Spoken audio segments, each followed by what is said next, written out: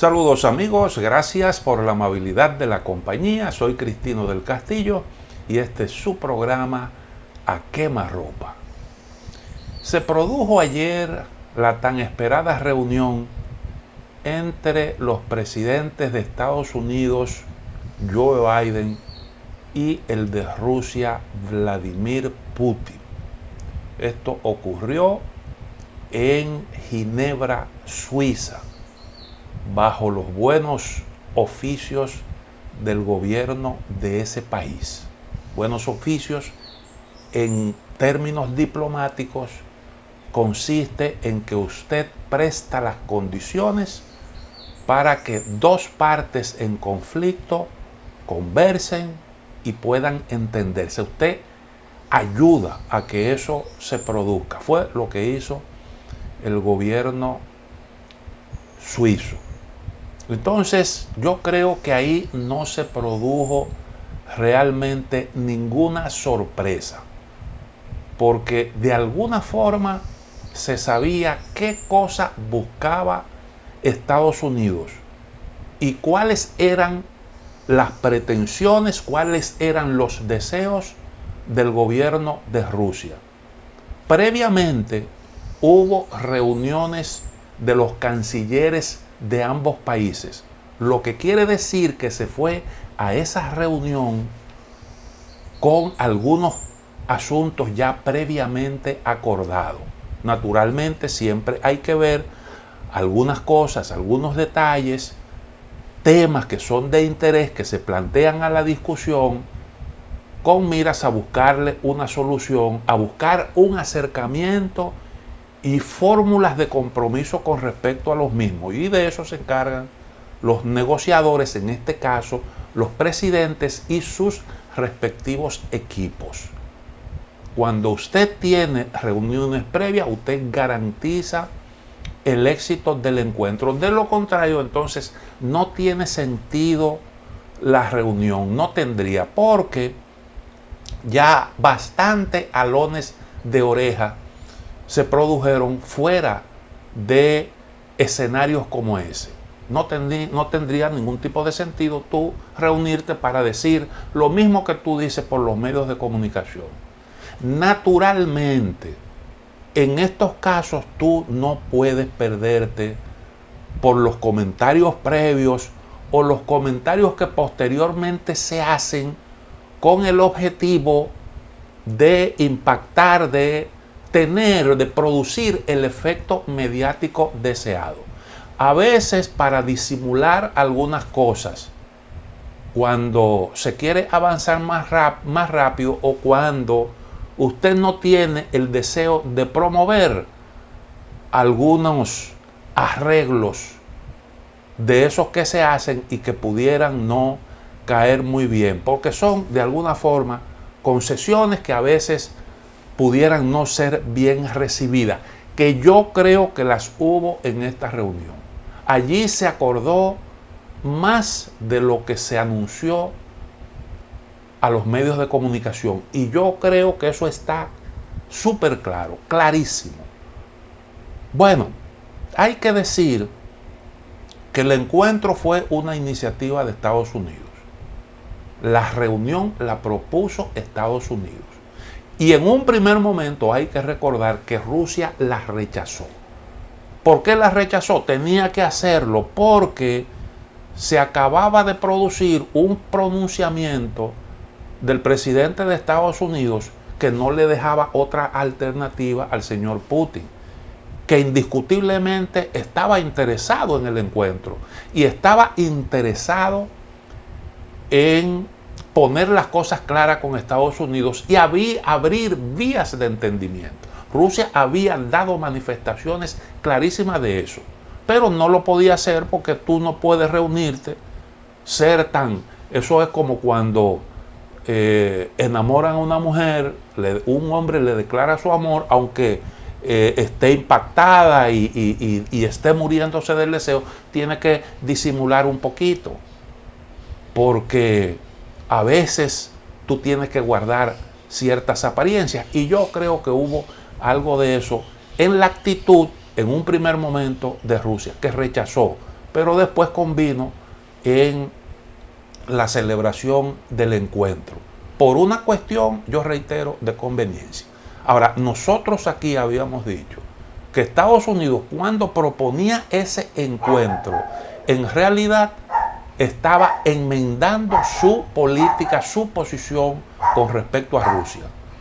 Porque pasó Estados Unidos de calificar a Vladimir Putin de asesino y de un hombre sin sangre en las venas, pasó de un discurso como este, totalmente contra Rusia, a proponer una reunión. Y es claro que eso de usted reunirse con un asesino para buscar un entendimiento, eso no tiene mucho sentido frente a la opinión pública. Porque indiscutiblemente, ¿cómo es que usted, qué tipo de arreglos usted puede hacer con un asesino? Entonces está claro que Estados Unidos estaba enmendando la posición de su gobierno, del gobierno con respecto a Rusia. Y creo que hay una cuestión de conveniencia. De alguna forma, tanto Blinken como Biden lo dijeron claramente. Nosotros queremos con Rusia unas relaciones predecibles, unas relaciones estables. Y para usted lograr eso, usted tiene que encontrar fórmulas de entendimiento. Saber qué es, cuáles son las pretensiones, los deseos de la parte contraria, qué tipo de concesiones usted está haciendo, usted puede hacer, y además de eso, qué usted puede arrancarle a su contraparte, de forma tal que se pueda producir esa relación predecible, esa relación estable, esa relación armónica aún dentro de las diferencias. Porque la verdad es que las diferencias que separan a Rusia y Estados Unidos son significativas, son grandes. Pero hay un terreno en el que siempre puede haber una colaboración, puede haber una coexistencia. Y yo creo que el objetivo era realmente producir esa coexistencia. Y para un poco facilitar las cosas y enviar el mensaje correcto y generar en Rusia una actitud positiva, el gobierno de Biden previamente, ustedes recordarán, tuvo algunos gestos que Rusia los recibió con mucho agrado, porque fueron gestos significativos, como por ejemplo dejar a un lado las sanciones por el proyecto Nord Stream 2. El gasoducto que va desde el territorio de Rusia hasta Alemania y que no era bien visto por Estados Unidos, porque a Estados Unidos le preocupaba que eso pudiera generar una dependencia de Rusia, pero además de eso siempre ha tenido la pretensión de ser el suplidor de gas natural de Europa, Estados Unidos, porque Estados Unidos produce gas suficiente para eso. Ahora, el gas que suministra Rusia tiene un precio muy, pero muy por debajo de ese precio que significaría usted llevar ese mismo gas natural por barco hasta Europa. Eso es sumamente caro porque es un procedimiento que implica criogenia. Usted tiene que comprimir el gas, usted tiene que entonces ponerlo a una temperatura, a una muy baja temperatura. Todo eso implica un gran esfuerzo y un alto costo. Y el gas ruso llega mucho más barato. Naturalmente, tú no puedes, en el caso de Europa, no se puede dar el lujo de depender de una sola fuente. Usted tiene que tener siempre fuentes alternativas. La otra vía de abastecimiento, y de hecho está también en funcionamiento, es el gas de Qatar. Pero también hay el mismo problema, y es que el costo es alto, sobre todo por esa vuelta grande que hay que dar desde el territorio catarí para llegar a Europa.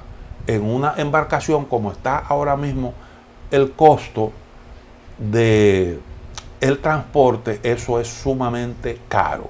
Y entonces ahí está esa fuente que es Rusia. Y los europeos han convenido, Alemania ha hecho un acuerdo con Rusia, eso no ha sido del agrado de Estados Unidos. Pero Estados Unidos ya demostró que podía realmente flexibilizar su posición con respecto a eso, que es una posición de comprensión con respecto a Rusia, pero sobre todo con respecto a sus socios europeos que necesitan de eso y que han estado de alguna manera abogando por un entendimiento con Rusia. Y la posición, por ejemplo, de Alemania y Francia sobre el asunto de Ucrania lo pone claramente de manifiesto. La sola reunión Putin-Biden, independientemente de los resultados, ya era un triunfo para Rusia, por el simple hecho de que a Rusia se le consideraba una dictadura, Putin un asesino, y además de eso, presidente de una nación cuyo rol se había minimizado en la arena internacional. Ahora resulta que se le da el trato de un gran jugador de la geopolítica mundial, y el solo hecho de que usted trate de buscar un entendimiento quiere decir que usted trata de coexistir con un régimen tal y como él es. Eso implica un cambio importante de actitud. ¿Por qué este cambio? Yo calculo que el problema es de simple lógica política, porque yo realmente me pregunto, ¿cuál es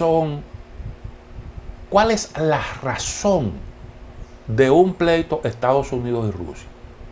Porque hay que olvidarse, hay mucha gente que creen, que oyen, Rusia está dirigida por un ex miembro de la KGB, y eso es lo que él es.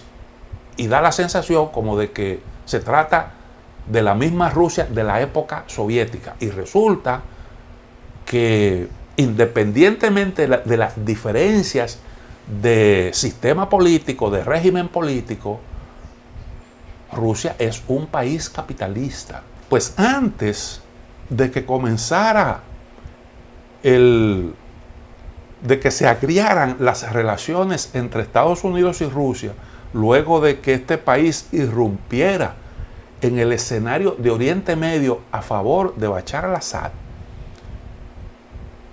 Rusia era miembro del G7, que se convirtió en G8 después que se le incorporó. Y Estados Unidos y Rusia tenían muy buenas relaciones, pero eso se dañó y tiene su explicación por un asunto de posición de Rusia con respecto a unos propósitos que tenía Estados Unidos en Oriente Medio. Y eso evidentemente que provocó el enojo de Estados Unidos cuando el presidente era Barack Obama.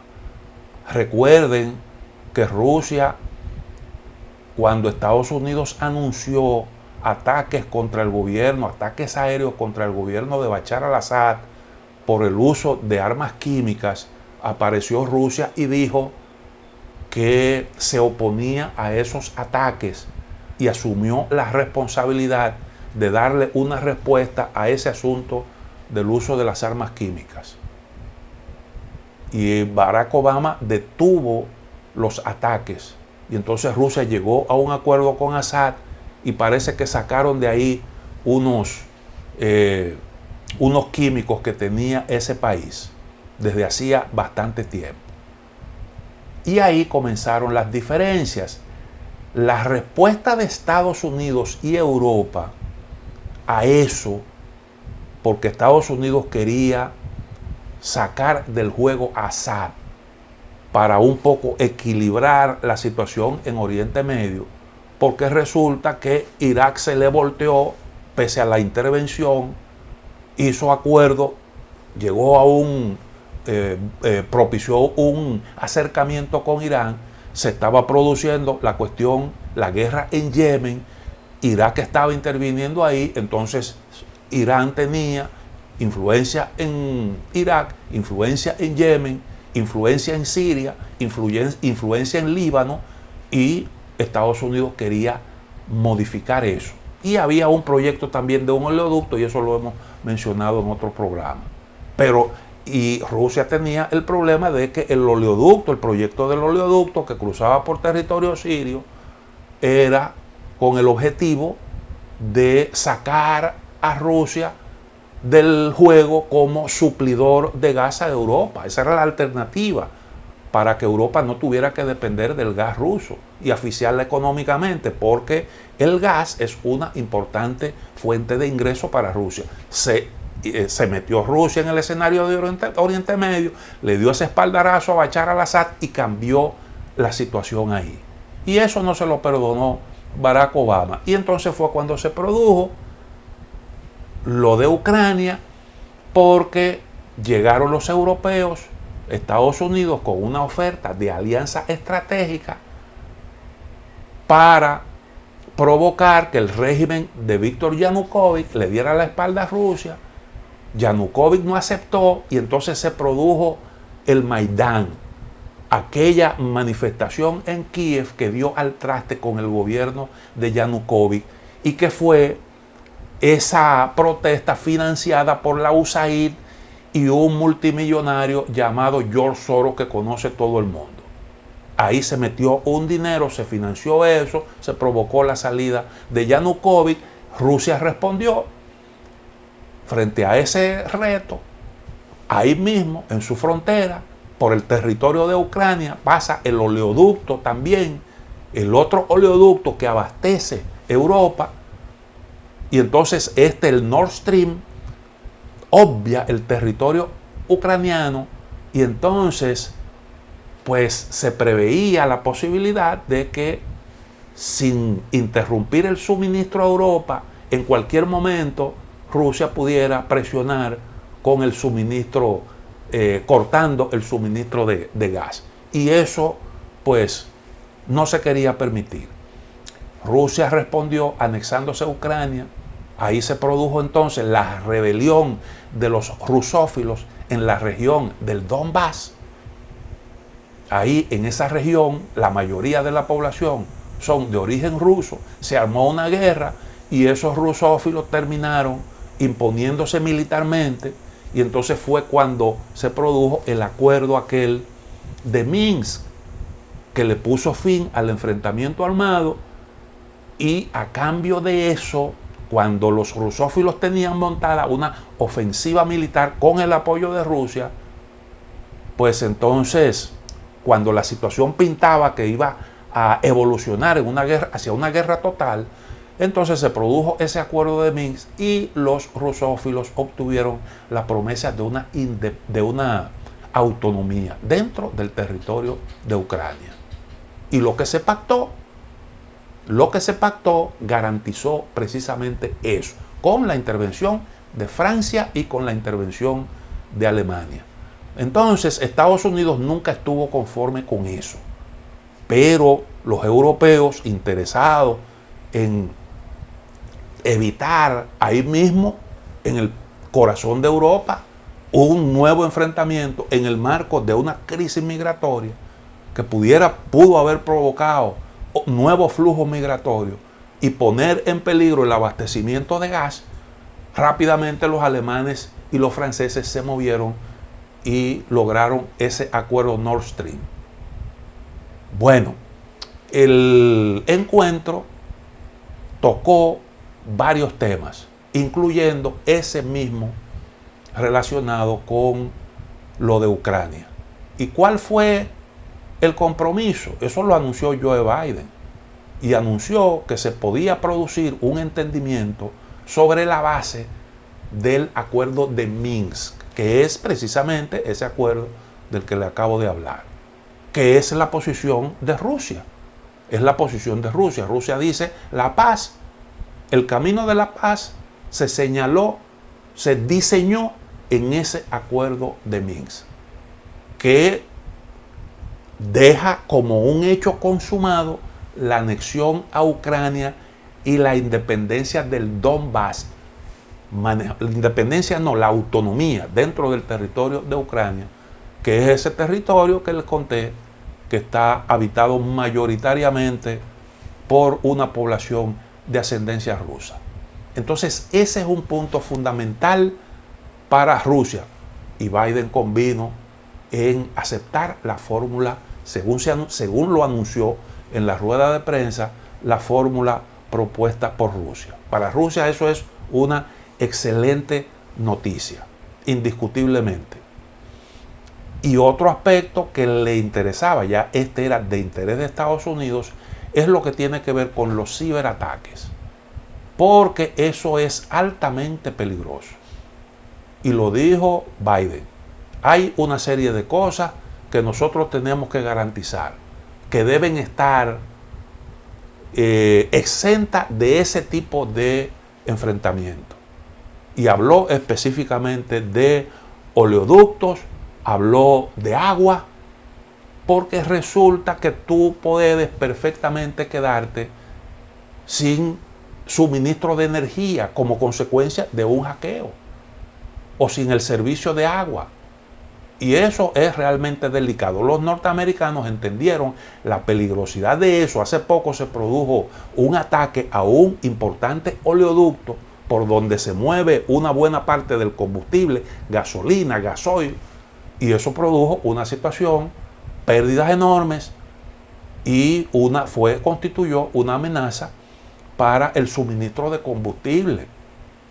Y ese tipo de cosas Estados Unidos desea evitarlo, desea buscarle una solución a ese problema. Bueno, se acordó con respecto a eso crear una comisión para discutir todos los detalles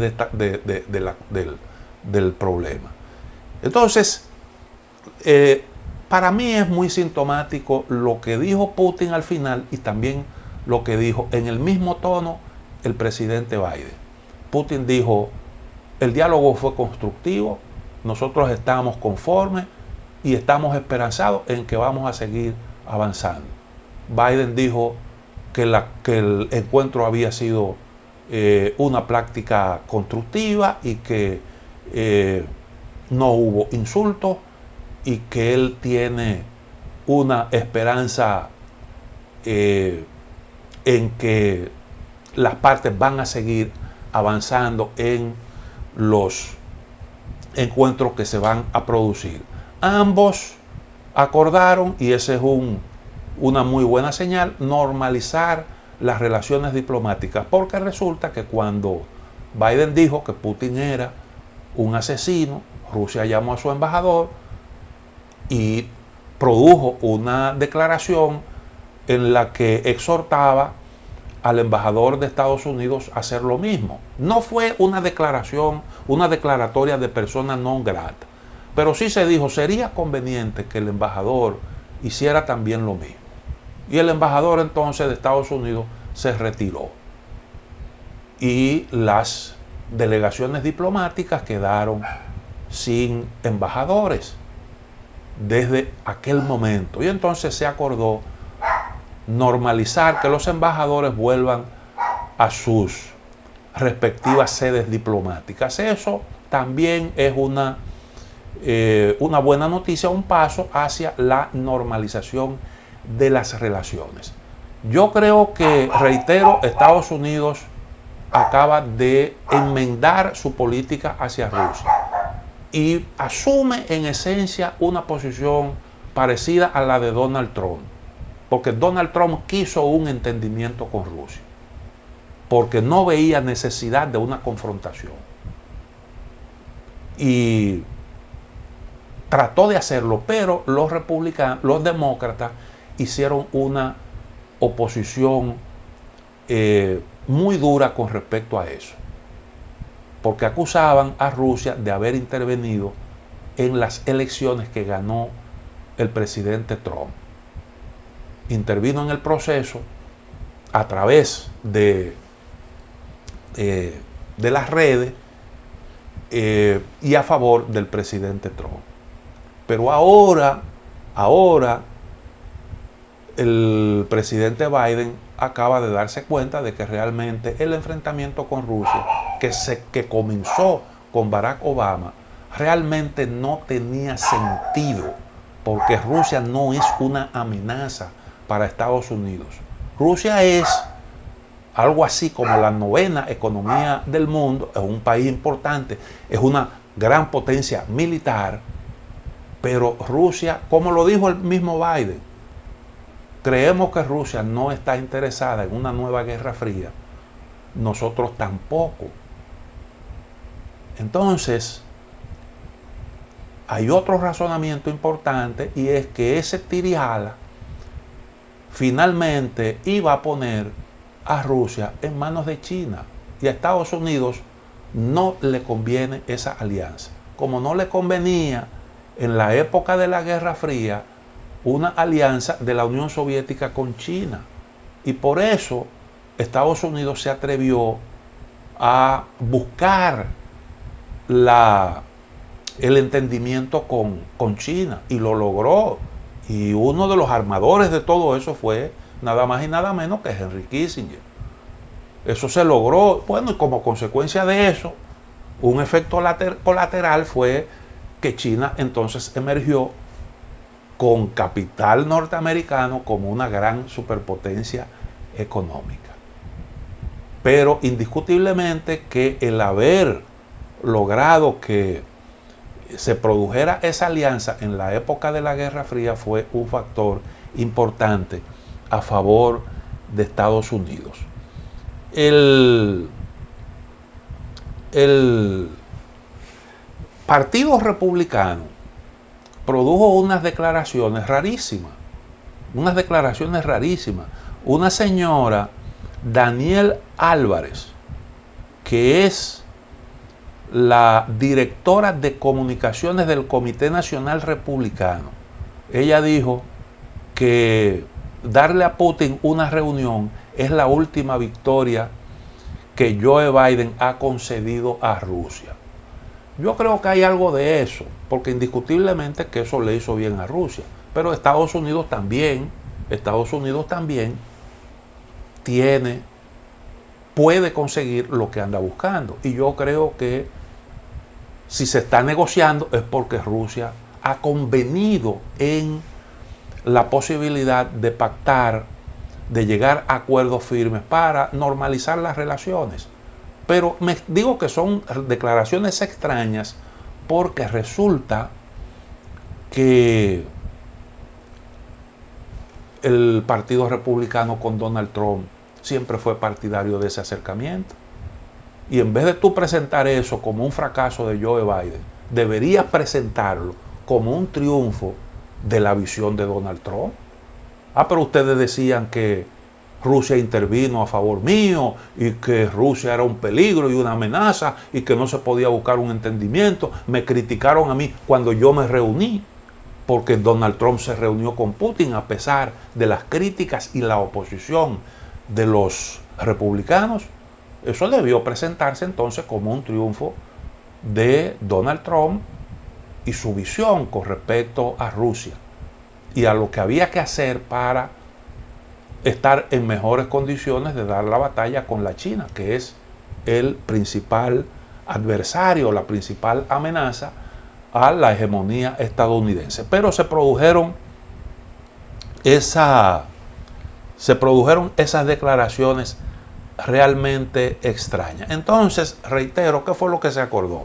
Restablecer las relaciones diplomáticas, iniciar el diálogo para encontrar puntos de coincidencia y limar diferencias. Hay puntos ahí que ameritan de discusiones, lo que tiene que ver con la colaboración en el área de limitación de las armas nucleares y ese tipo de temas, la colaboración en materia de preservación del medio ambiente, de la lucha contra el calentamiento global, que es un área en donde indiscutiblemente hay que estrechar nexos y que fue una de las políticas más desacertadas del presidente Donald Trump, indiscutiblemente, porque la verdad es que el cambio climático es una amenaza, todos esos fenómenos atmosféricos extremos son altamente costosos, muy dañinos, y el planeta definitivamente hay que protegerlo, y vale la pena una colaboración en ese sentido. Diálogo sobre ciberseguridad, el asunto de Ucrania, que pues ya dijimos que Biden anunció que el acuerdo de Minsk puede ser una buena fórmula de entendimiento, y el tema Navalny, que eso es una cuestión secundaria. Ahí, en lo que respecta a eso, Putin fue muy claro. Naturalmente, Joe Biden estaba en la obligación de plantear eso, porque ese ha sido un discurso de Estados Unidos, y Estados Unidos no podía aparecer como que le estaba dando la espalda a gente que eran colaboradores de Occidente, y no podía aparecer como que le estaba dando la espalda a esa gente que a lo interno en Rusia están haciendo un trabajo que Occidente ve con buenos ojos. Pero Putin fue muy claro en ese sentido y lo dijo: nosotros ahí no tenemos nada que decir, porque realmente este señor sabía que él estaba violando las leyes y sabía que él podía caer preso, como en efecto cayó, porque estaba violando la ley. Con respecto a eso yo no tengo absolutamente nada que decir. O sea, él no quiso hacer concesiones con respecto a eso, y lo dijo de una manera muy clara. Entonces, el encuentro, yo entiendo que llenó su cometido. Estados Unidos tenía ahí unas pretensiones, Rusia también, y está abierta la posibilidad de un cambio en las relaciones. Yo incluso lo dije aquí hace bastante tiempo, que las condiciones estaban dadas para eso, y que Estados Unidos estaba interesado en un cambio de rumbo, y creo que eso es lo que se está iniciando ahora, un cambio de rumbo en las relaciones entre estos dos países. La dinámica de ese acercamiento va a depender de hasta dónde realmente las partes estén en disposición de hacerse concesiones mutuas. Yo creo que eso se va a producir de forma paulatina, porque tampoco tampoco era incluso justificable un cambio abrupto, porque te iban a acusar entonces de que tú eras un irresponsable, sobre todo el caso de Estados Unidos. Bueno, vamos a hacer una pausa y volvemos en un momento.